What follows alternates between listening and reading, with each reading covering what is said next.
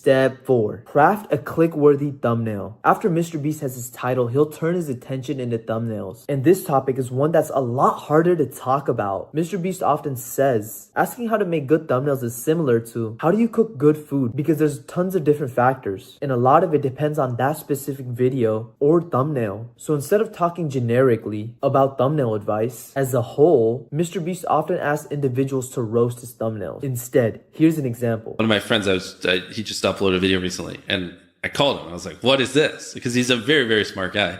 And in the thumbnail, he's he's getting chased by cops, but the cops were wearing yellow vests, so they didn't look like cops. So I was like, "Well, why are the cops in your thumbnail wearing yellow vests?" It's like that makes it so much more boring. Yeah. And he was like carrying a flag, but the pole and the color of the flag were the same color, so it's like it's a lot harder to see the flag. I was like, also, you're wearing like a shirt with like 5 different colors, like so it's like it's hard to tell what your outline is. And then in the background there were cars, and I was like, well, if you have cops chasing you, why not make the cars cop cars?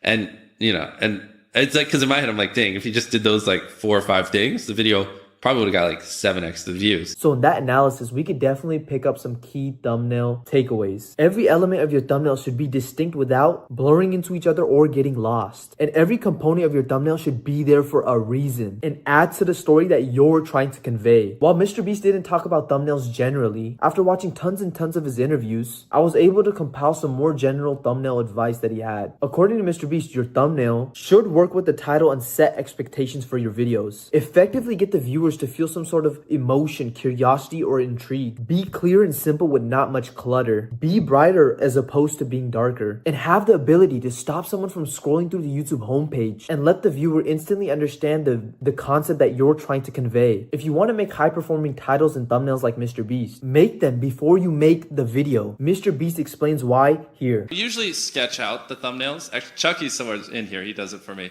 We sketch out the thumbnails beforehand to kind of see if we like it. Like one of our upcoming videos, we're going to have people put their hand on a jet, and then last take it off keeps it. And so it's like funny doing the little sketches of it, like, because we're trying to figure out how do you show a jet, but also like show people, because people are small and you got to be able to see them. So we just get it where it's like, okay, this is good. Because a lot of people do the inverse. They film the video, and then they realize, oh, I don't like the thumbnail, but you're in too deep. You already filmed the video, so you kind of just have to make do. Or I'd rather have that existential crisis before I film the video. That way I can make changes. But sometimes making changes still isn't good enough. And in those cases, I'll let him tell you. It seems like you would literally potentially shut down a video just because you can't come up with a good title.